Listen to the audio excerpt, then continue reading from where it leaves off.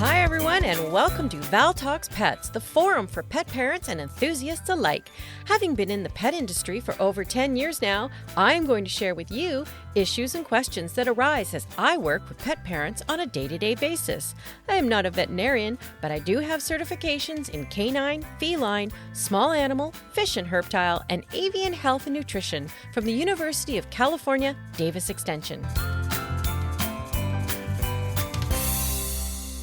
Hi, everyone, and welcome to this episode of Val Talks Pets. On this episode, I am going to explore how some breeds of dogs have been altered in physical appearance or temperament over time. What some breeds originally looked like and what they look like now from breeding modification is quite significant. Why do they fool around with a dog's genes? Are these aesthetic changes really necessary? And do they present health issues? Well, let's go exploring. I'd like to start with the German Shepherd. Have you noticed that many German Shepherds have that slant in the back end, so the dogs seem to walk on a slope? So, the back line, as it is called, is slanted with angulated hind quarters. According to Little Happy Paw, German Shepherds have been modified by breeders ever since they were introduced to America. The sloped back versus straight back has been a real bone of contention between owners and breeders for a long time. Shepherds with a straight back or working line are the closest to the original wolf crossbreed created by Captain Max von Stephanitz, I hope that's right, back in the late 19th century. Straight-back shepherds are agile and vigilant. A sloped-back shepherd is a crossbreed of the straight-back shepherd. They have curved backs along with knees and hips that are closer to the ground. The sloping back and hind quarters were intended for cosmetic purposes only. These dogs were acclaimed in the show ring, so breeders began populating the variety in the early 90s. Although some loved the look of the slanted shepherd or show line, they are prone to health issues and are less agile. The issues include hip dysplasia, cartilage distress, and osteoarthritis, among others. So, how did they modify the skeleton structure of these dogs? Breeders have modified the genetics of German Shepherds for over a century by crossbreeding to get the sloped back line. No one really knows who started the slope-back breeding, but once it was seen, there was a real surge towards its aesthetics, and a lot of breeders jumped on the bandwagon. Somewhere along the line, someone had a shepherd with this propensity and then bred it with another dog and hoped for two with the propensity, and they got bred together, and so on. That's how a trait or aberration gets bred into a breed. Slant-backed breeders and sloped-back breeders can really get nasty with each other and even call the straight-back shepherds old-fashioned. That just kills me. There is no doubt that the health issues for a sloped-back shepherd are more significant, and their agility is not as good as the straight-back for obvious reasons. Personally, I'm curious as to why someone thought this was a good idea. You take this agile, strong, and devoted dog and then deliberately slope its back and hind quarters to accomplish what? Bottom line here is that the German Shepherd is one of the dogs that has been altered to look different from the original stock. Luckily, there are breeders of both looks, and the original has not disappeared. For me, if I want a German Shepherd as a pet and protector, well, I guess I'm old-fashioned because that's the one I'll take. Let's now take a look at the Bull Terrier. When I think of the Bull Terrier, I think of a former Canadian sports broadcaster's dog named Blue. And in the old Oliver movie, Bill Sikes had Bullseye, his Bull Terrier. Bull Terriers have an egg-shaped head with small slanting eyes, but that is not what the Bull Terrier originally looked like. The original Bull Terrier, or the combination of terrier and bulldog, looks almost nowhere near what they look like now. The original head and face was very normal dog looking with small eyes, and the ears were down. The body was very terrier-like with proportionate legs and a sleek torso. These terriers were bred for blood sports, and it has been thought that one of the reasons for altering their appearance had to do with making them look friendlier. The unshaped face that has become the signature feature of a Bull Terrier has been developed over time with extensive selective breeding. Unfortunately, they do experience genetic issues with luxating patellas and deafness, as well as OCD. From the Bull Terriers, let's move to the English Bulldog. According to newdoggy.com, the original English Bulldogs had more in common with Mastiffs and Pit Bull Terriers. And like Bull Terriers, they too were bred for blood sports. The first breed club was incorporated in 1875, and they sought to modify the size of the bulldog. With the influence of the pug, the English Bulldog took on a more rounded head and shorter muzzle, curly tail, and shorter, wider body. Becoming less athletic was also part of the change. The favor to the shorter muzzle continued to morph, and now breathing difficulties is part of the breed, creating a snoring and snorting dog. As well, joint problems have become an issue and difficulty giving birth.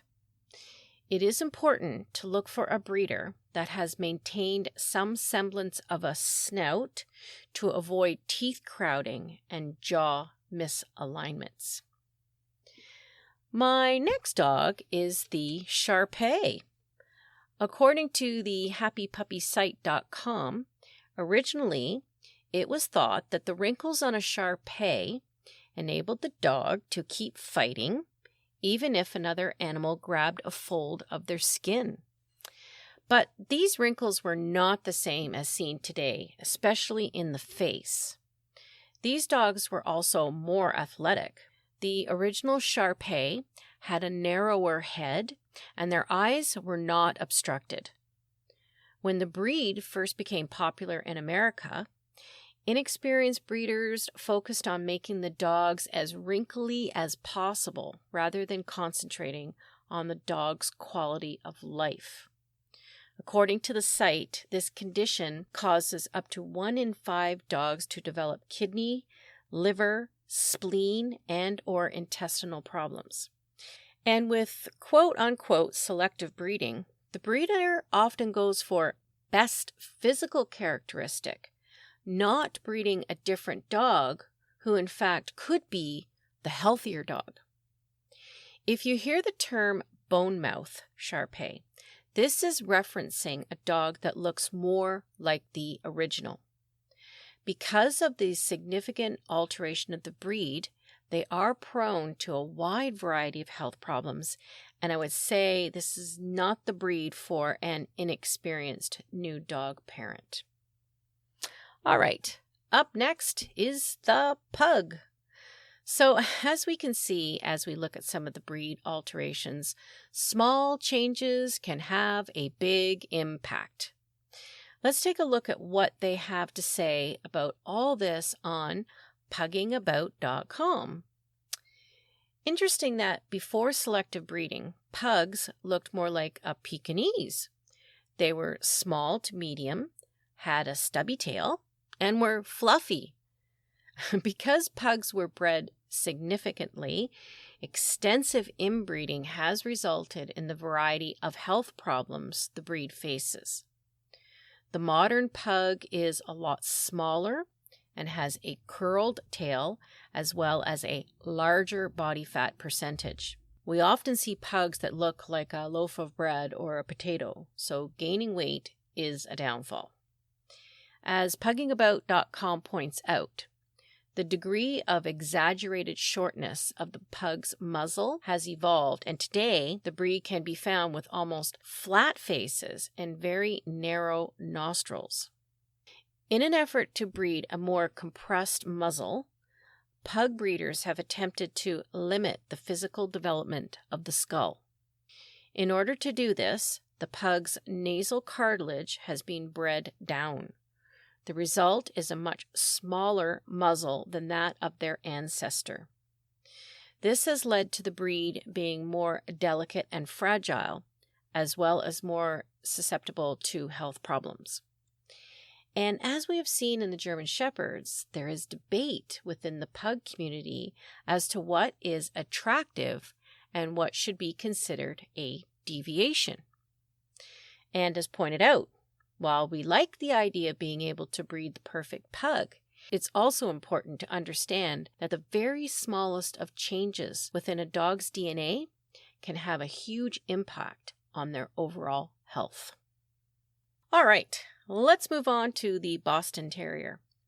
Boston Terriers have seen quite a rise in popularity, so let's take a look. Boston Terriers, like a lot of the terriers, were originally bred for fighting. It's hard to believe when engaging with a Boston these days that they were once in the dog fighting rings. So lots has changed with Bostons, and so much so that I can reserve the Boston for a spotlight episode. But let's look at the actual skeleton or physique of the Boston, now and then. Selective breeding for Bostons has changed size and temperament. Because they were originally a fighting dog, selective breeding, in this case, has replaced that fighting temperament with a happier, playful personality. Modern Bostons are smaller than their ancestors, weighing no more than 25 pounds. The Boston is well known for being a short-nosed dog, and breathing issues can be a problem. So it is best to make sure if you choose a Boston that they have not had their nose bred too short or flat. But other than that, not too much tampering has gone on with the Boston. But now let's look at the French Bulldog, or what's often called the Frenchie. The French Bulldog originated with a crossbreeding of toy bulldogs. What is that? And local Parisian ratter dogs. Originally, Frenchies had rose-shaped ears like English bulldogs, but American breeders preferred a more bat-like ear shape, and so the breeding took off to breed in the bat-like ear, and that is what you see today. Frenchies also have a condition known as obstructive airway syndrome, specific to brachycephalic dogs or dogs with pushed in or flat faces. Selective breeding has taken the short snout or nose and pushed it into a flat face so far that a skull malformation occurs. The nostril openings are too narrow and the palate is soft, so this leads to severe breathing problems. The elongated soft palate often has to be repaired surgically to help the dogs breathe. A look at the original skull skeleton in photos shows how the jaw has been pushed and underbites are resulting, as well as the extreme breathing issues that do create a snorting, snoring, and flatulent dog. Now, although there are many breeds of dogs that have undergone the changes, I'd like to finish off this little journey with the Pomeranian. The Pomeranian is a member of the Spitz breed, so it is fluffy and has a signature curled tail. The Pomeranian originally was quite a larger dog. In the late 1800s, it became more pleasing to have the palms smaller than their original size. Different colors were also introduced.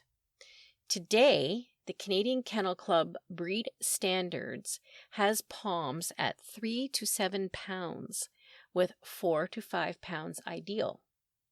Well, that is significant in size from the original Pomeranians, who were in actuality working dogs.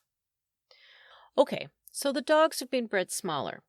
Now they are toy dogs and meant as companion animals. And just remember that teacup is not an acceptable size by any organization, but I hear it all the time with teacup Yorkies or even teacup poodles or Chihuahuas, as if they need to be smaller, and on it goes. So I wanted to finish with the Pomeranians, as I wanted to bring to attention this idea of shrinking dogs in size and what this means in the larger picture.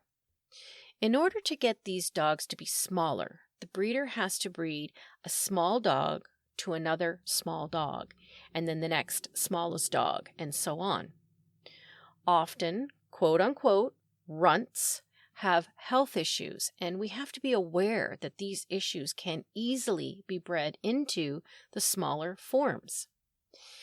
I think of the internet sensation Bertram. He is a Pomeranian who looks just like Paddington Bear when he is dressed in his blue coat and red hat. Bertram, discarded, abandoned by the breeder because he was too big to sell. So basically, he was not useful. And if it hadn't been for Kathy Grayson, who found him on Pet Finder, Bertram's fate would have been, well, I don't want to speculate. So I think this is a good place to move into my pet peeve section.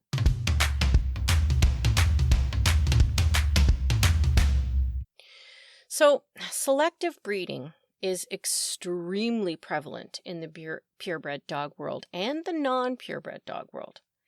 The idea of selective breeding can help take out undesirable traits or physical features, or add traits and physical features. A lot of the terriers were originally bred for fighting, and through selective breeding, this aggressive nature has been altered to create a more docile, family-friendly dog. I remember years ago, I read an article on the pit bull. The Staffordshire Terrier was the original base to the pit bull, and the article said that it took 100 years to breed into the pit bull the aggressive fighting nature that was wanted, and it would take another 100 years to breed it out. I don't know about that timeline, but the point is that through selective breeding, a lovely dog like the Staffordshire Terrier was used and abused and morphed into something that was nowhere near the original temperament. Don't get me wrong here. There are some wonderful pit bulls that are amazing family pets. I'm talking about the disgusting world of dog fighting that has used selective breeding in the most heinous way. In this case, the breeder will only breed a dog to another dog that shows aggression, and most often the others are killed. Michael Vick and his dog fighting ring were practicing this. Dogs that underperformed in fights at his dog fighting ring were put to death by such means as drowning, electrocution, and hanging. Vick was sentenced to 23 months in prison. Big deal, right? Anyway, the idea of breeding only for aggression is and can be part of the selective breeding. The idea of altering a dog's appearance is also selective breeding. When taking a short-snouted dog and turning it into a flat-faced dog, the question begs, why? Why breed respiratory and breathing issues into a perfectly fine dog? Size. Why is it something to breed dogs smaller? As I mentioned, this teacup idea is really concerning, as runts are bred to runts, and so the health issues just follow that line. In and of itself, the wording selective breeding makes you think that only the best selection of a breed is bred. And with reputable registered breeders, this is the case, as they perpetuate the best example of the breed. Those that are not kept for breeding are sold by the breeder through their program as a breeder.